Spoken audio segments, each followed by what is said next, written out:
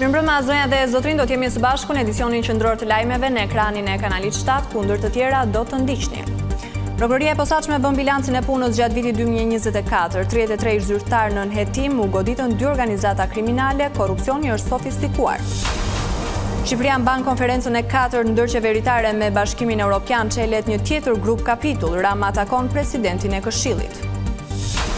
Aksidenti rënd tek mbikalimi pas Kuqanit në Unazën e Madhe, një makinë përplas 2 gra që tentuan të kalonin trafik ndarse, njëra prej tyre humb jetën. Sot mësohet se cili do të jetë i eliminuari i dytë nga ferma VIP. Aga i vendos konkurrentët përballë sfidave të vështira, priten surpriza gjatë spektaklit.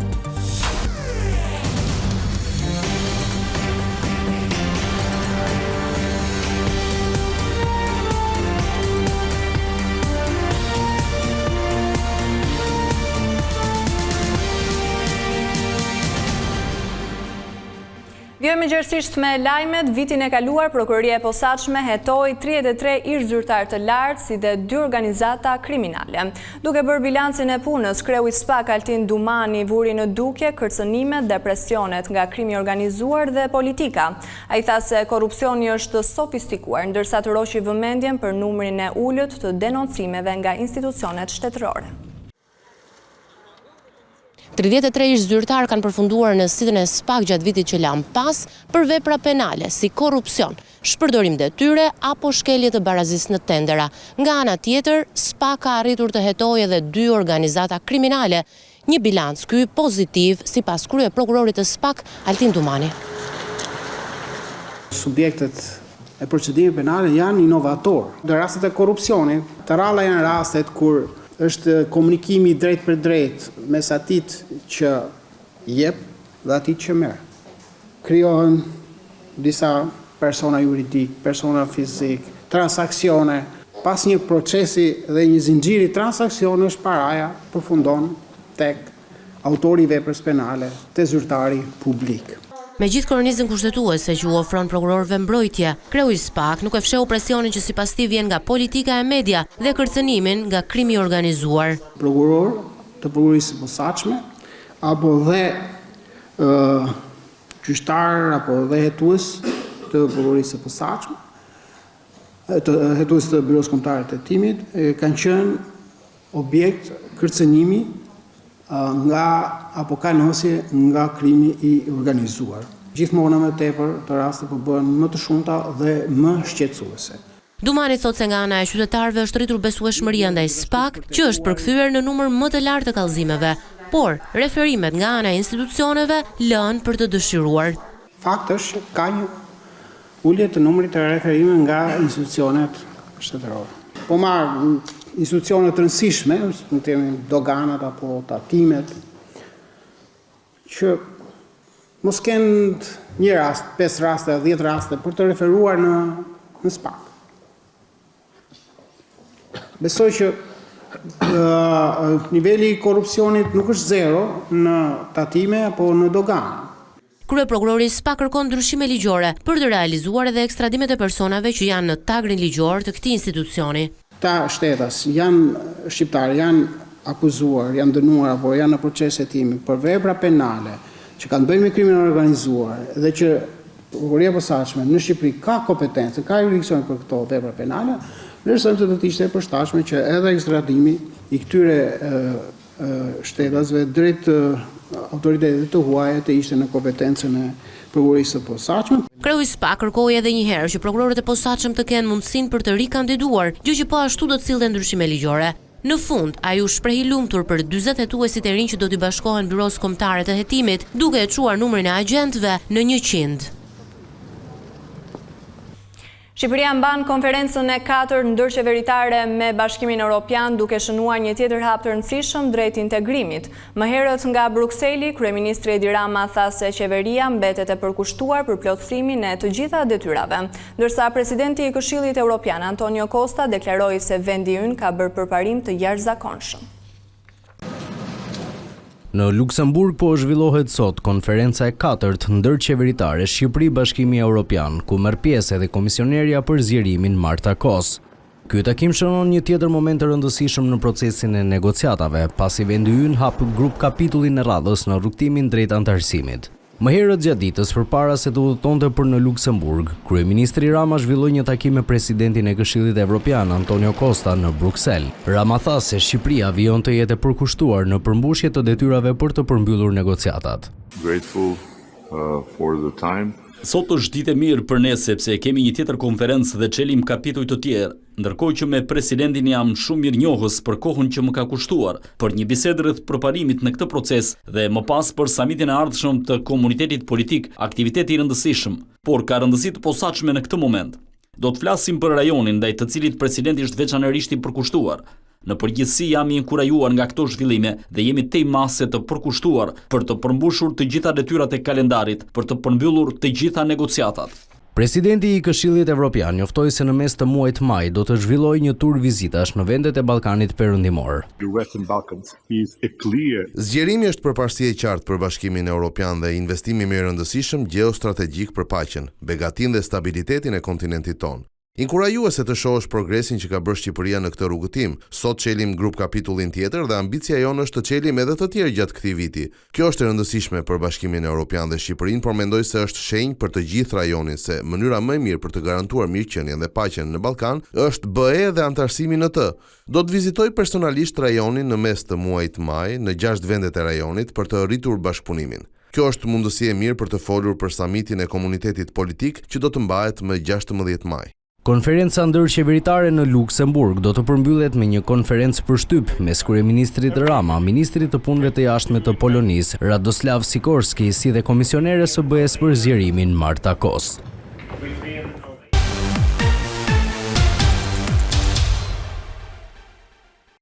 Kryetari i Partisë Demokratike Sali Berisha e ka bërë të qartë se nuk do të mbështesë rikandidimin e prokurorëve të SPAK. Lideri i opozitës ka akuzuar kundërshtarin e tij politik Edi Ramën për listat e kandidatëve për deputet. Sipas Berishës, në disa qarqe janë futur në garë për socialistët personazhe të sponsorizuar nga bandat. Partia Demokratike nuk e mbështet ndryshimin e kushtetutës për të dhënë mundësi prokurorëve të SPAK-ut të rikandidojnë. Pas kërkesës së drejtuesit prokurorisë posaçme Altin Domani në Këshillin e Lartë të Prokurorisë për një mandat të ri, Sali Berisha në një konferencë me gazetarët deklaroi se opozita nuk do të mbështesë asnjëherë ndryshimin e kushtetutës për këtë çështje. Në çdo takim kërkon ma ndryshoni kushtetutën për karrierën time. Jo mos zoti, ndryshoj kushtetutën për karrierën tënde. Po kushtetuta do ndryshoj, do të hiqet e drejta në mënyrë të prerë që prokurori të kontrollojë gjykatësin e dosjes. Kjo s'ndodh në botë. Kryetari i Partisë Demokratike Berisha komentoi edhe hapjen e kapitujve të negociatave për antarësim në Bruksel. Sipas Berishës, Partia Socialiste nuk mund ta bëjë Shqipërinë antare të Bashkimit Evropian, duke goditur premtimin kryesor elektoral të rivalit politik Edi Rama. I ftoj shqiptarët të mendojnë, në rast se vërtet janë për integrimin, të votojnë forcën politike që ka dhënë prova të pakundërshtueshme se ajo integron, ka integruar Këshillin e Europës, ka firmos marrëveshje stabilizatës asociimit me Bashkimin Evropian, ka liberalizuar vizat dhe mos mashtrohen me pasaportën falso të Edi Ramës, të cilën sot për sot nuk e pranon askëkush. Kryetari i Partisë Demokratike Berisha akuzoi kryeministrin Edi Rama se ka futur në listën e kandidatëve për deputet figura të sponsorizuara nga krimi, duke akuzuar kandidatin Elbasani në listë të hapur Sara Mila se mbështetet nga Suel Çela, i shpallur në kërkim për disa vepra të rënda penale. Se Suel Çela ditë e natë po zbaton porosinë e Edi Ramës për të zgjedhur deputete një mile. Sara Mile. Dhe se Edi Rama i thot Suelit, kontributi yt do matet me votat që merr Sara. Edhe unë i them Suelit se në mënyrë absolute do të ndëshkohet në mënyrën më të rëndë për krimin monstruoz elektoral kushtetues po vazhdojnë të mënyrë. Sipas Berishës, bandat e krimit organizuar janë përfshirë në fushat për Partinë Socialiste në Durrës së Shkodër, duke i paralajmëruar se çdo krim elektoral do ndëshkohet ashpër nga drejtësia. Komisioni Qendror i Zgjedhjeve ka nisur këtë të hënë nëpërmjet operatorit postar zarfet e para me fletët e votimit në diaspor. Dy qarqet e para që po shpërndahen janë Berati dhe Dibra. Fleta e votimit vendoset brenda zarfit të parë, ndërsa zarfi A vendoset sërish brenda zarfit B dhe më pas së bashku me udhëzuesin vendosen në një tjetër zarf të vulosur për të mbërritur në adresën zyrtare të votuesit në diaspor. Posta do të shpërndajë zarfe me fletë votimi në 85 shtete të botës. Vetëm pak ditë pasi u çel zyrtarisht fushata elektorale për zgjedhjet e 11 majit, policia ka bërë arrestimin e parë për korrupsion aktiv në zgjedhje. Një 38 vjeçar nga Lushnja i identifikuar si Marin Leka ka rënë në pranga pasi i kishte premtuar 50.000 lekë një qytetari në këmbim të votës për Partinë Demokratike. Muharrem Toska ka bërë kallëzim në polici me pretendimin se Marin Leka i ka marrë kartën e identitetit dhe i ka premtuar lekë në këmbim të votës së tij dhe familjes. Megjithatë, pasi i ka dhënë kartën, është penduar dhe ka zgjedhur ta denoncojë rastin. Gjatë kontrolleve, Marin Lekës i është gjetur ID-a me emrin e Muharrem Toskës në shtëpi, për të cilën ka pranuar se ka marrë si premtim për të votuar, por nuk ka pranuar të tregojë për cilin subjekt është bërë premtimi. Rasti është referuar në prokurorinë e posaçme nga policia, ndërkohë dega e PD në Qarkullfier e ka cilësuar rastin sa jes të policisë dhe ministres Belinda Balluku.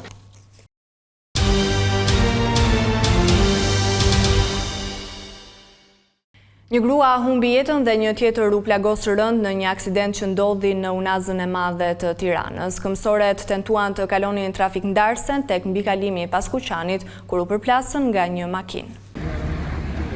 Përgjakën sërish rrugët e vendit ku si pasojë një aksidenti automobilistik një 72 vjeçare është përplasur për vdekje. Ngjarja e rëndë ndodhi paraditën e kësaj të hënë në Unazën e Re të Tiranës, në afërsitë të mbikalimit të Paskuqanit. Sipas policisë, viktima është identifikuar si Lena Stafa, 72 vjeçe, e moshuara ndërroi jetë në vend si pasojë e plagëve të marra. Ndërkohë e plagosur mbeti dhe këmbësorja tjetër, e cila ishte bashkë me viktimen, 66 vjeçaria Hatife Muça. Kjo e fundit është dërguar në gjendje të rëndë në spitalin e traumës. Drejtuesi i mjetit tip Volvo, Renis Qosja, është shoqëruar në komisariatin e policisë rrugore. Sipas grupit hetimor, automjeti i drejtuar nga 35 vjeçari nuk rezulton të keq qenë me një shpejtësi tej normave të lejuara. Ndërkohë që në këtë aks rrugor është ndaluar dhe kalimi i këmbësorëve, dy të moshuarat kanë tentuar që të kalojnë rrugën dhe trafik ndarësen, ndërkohë që kalimi për këmbësorët ndodhet pak metra më poshtë. Nga kjo e hënë deri në datën 30 maj, fermerët mund të aplikojnë online për të marrë mbështetje financiare nga shteti. Këtë herë formulari ka më shumë kritere që duhen plotësuar. Nisi këtë të hënë aplikimi fermerëve për të përfituar nga skema e mbështetjes në bujqësi dhe blegtori. Në zyrat e aplikimit, në Fier, fermerët janë paraqitur për të informuar dhe për të aplikuar online për këtë skem. Por ndryshe nga vitet e tjera, këtë vit, fermerët ankohen si janë vendosur kritere shtesë në dokumentacion, çka sipas tyre kanë bërë edhe më të komplikuar aplikimin. Kam aplikuar vit për vit, kurse si vjet na kërkojnë gjëra të reja. Përderisa u ka paguar taksën e tokës, për çfarë e kërkon plan vendosjen me ti? A është taksa e prona ime që kam paguar? Nëse s'ka paguar taksë, aty të madh shteti. Po vjet nuk kanë qenë këto rregulla. Si vjet janë të tjerë, thotë bëj skicën e tokës ku e ke, unë që ka tokës e ka marrë. Se do leka toka, ne vajmë, ne është atë një pension marri. A urdi do dalim më përpara që ne ti bëjmë ato të përgatitur. Sot çfarë përgatitet të bëjmë ti për hipotekën nëse? E kam herën e tretë që aplikojmë. Si vjet se ata Troskovec na shpjegon bashkia, ti e thotë që do duhet me hipotekë. Këtë vit buxheti i skemës arrin në 4.4 miliard lekë, një shifër kjo më e ulët se një vit më parë. Vetë fermerët e konsiderojnë këtë mbështetje të pamjaftueshme. Asnjëherë mjaftueshme, po ka qenë ndihmë për të ecur me paterica, kështu ndihmë. Po mjaftim në keq. Se është e duhur që duhet për neve. Ne asnjëherë ne punojmë kot si fermer që jemi. Ne qumshit me ndër tallën ata me 500 lekë, me 600 lekë. Aplikimet në skemën kombëtare të mbështetjes në bujqësi do të qëndrojnë të hapura deri në datën 30 maj. Kjo skem aplikohet çdo vit si një mbështetje për të nxitur zhvillimin e qëndrueshëm të bujqësisë, si dhe të rrisë prodhime vendas. Në një kohë kur pjesa më e madhe e përdoruesve të internetit janë të rinjt, One Albania organizoi një takim mbi rreziqet me të cilat përballen ata në botën online. Kompania vuri në dukje shërbimin e ri OneSafe, i cili garanton sigurinë në internet. Sot do rimarim kontrollin e internetit. Restart modem dhe pum! Në një epokë që rend të drejt digjitales dhe kur interneti është bërë si një natyrë e dytë për shumicën e familjeve shqiptare, nevoja për ndërgjegjësim mbi lundrimin e sigurt online është kthyer në një domosdoshmëri. E bukur kjo agent. Të dhënat e fundit nga Unioni Ndërkombëtar i Telekomunikacionit theksojnë se afro 80% e të rinjve në mbar botën janë përdorues aktiv të internetit.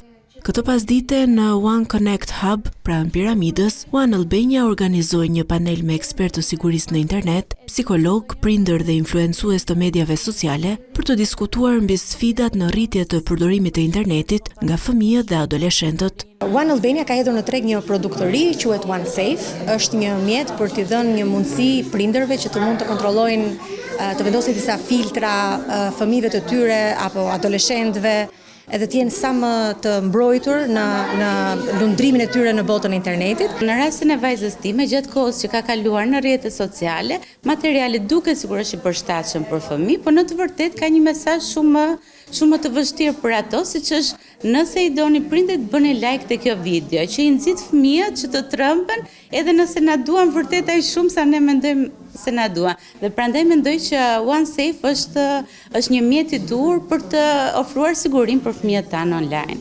Drejtuesja e skuadrës së produkteve inovative në One Albania, Eralda Qereshniku, dau detaje nga shërbimi i fundit i lançuar nga One Albania, OneSafe, që kthen sigurinë në internet në realitet.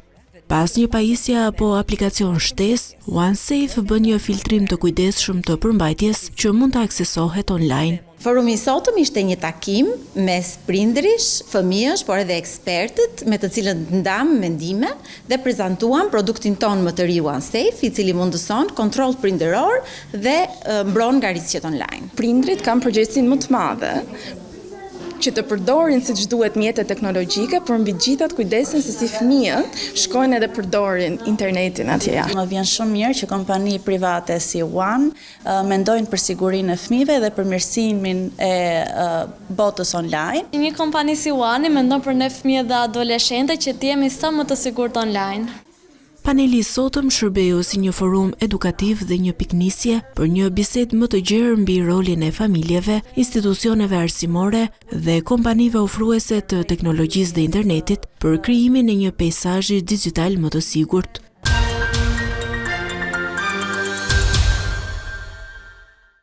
Jetesa në fermën e VIP-ave bëhet çdo ditë më interesante, teksa veçpunëve të përditshme konkurrentët përballen edhe me sfidat e agajit, por publiku mund të mësojë më shumë sot në mbrëmje duke ndjekur spektaklin në ekranin e Vision Plus. Televotimin e hapëm zyrtarisht, vetëm njëri prej tyre do të jetë i eliminuar i takimit ton të ardhshëm. Big Basta, Roni, Alba, Nuri, Danela, Alba, Kesi apo Elinara, cili prej fermerëve do të lërgaren mbrëmjen e sotme në fermën VIP. A je më mirë ti, për them? Pas një fundjavë në ankth për shkak të televotimit të hapur që ditën e premte, për të eliminuar një prej fermerëve, kjo e hënë në fermë ka nisur me punë dhe pozitivitet.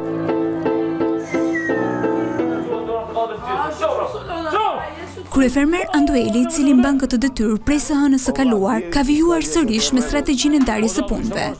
Agaji edhe këtë fundjavë ka vënë në lojë konkurrentët. Frederik Ndoci është në pritje të shpërblimit pas misionit për zbulimin e një sekreti për çdo fermer. Shka marrë ata kafe që të mos ta bëjmë gurgure. Të tjera sfida dinamike janë zhvilluar gjatë këtyre 2 ditëve në fermë. Shpejtësia, shkathësia, por edhe durimi janë elementët që ju është dashur konkurrentëve për të kaluar me sukses çdo sfidë. Në qendër të kësaj jave ka qenë ruajtja e traditave dhe kulturës shqiptare. Përgatitja e flisë dhe e lakrorit në saç apo përpunimi i produkteve të bulmetit kanë sjellë gjithashtu shumë të qeshura, humor dhe argëtim në fermën e VIP-ave. Punimi i tokës ka shkaktuar gjithashtu momente pikante gjatë kësaj fundjave. Si një sfidë nga agaji, ky moment ka sjellë edhe debate mes antarëve të grupit Humbës. Në fermë kanë gjetur vend të tjera debate, çfarë po ndodh me raportet e krijuara, si po shkojnë marrëdhëniet e tyre. a janë krijuar miqësi të vërteta apo mbeten vetëm aleanca loje. Loja ka marrë një tjetër drejtim e ekuilibrat e saj janë ndryshuar. Ndaj, për të mos humbur asnjë moment të fermerëve më të dashur në vend, keni mundësi të ndiqni 24 orë në 24 në 2 kanale të dedikuara të platformës Tring, Ferma VIP 1 dhe Ferma VIP 2. Ndërsa për të zbuluar se çfarë do të ndodhë sonte, cili prej fermerëve do të eliminohet, cila do të jenë sfidat e radhës të përgatitura nga Agaj e shumë surprizat të tjera, Ferma VIP dhe moderatorja Luana Vjolca ju lën takim në orën 21 në ekranin e Vision Plus. Dhe këtu kemi përfunduar me lajmet, unë ju falenderoj për vëmendjen, bashkë mirupafshim.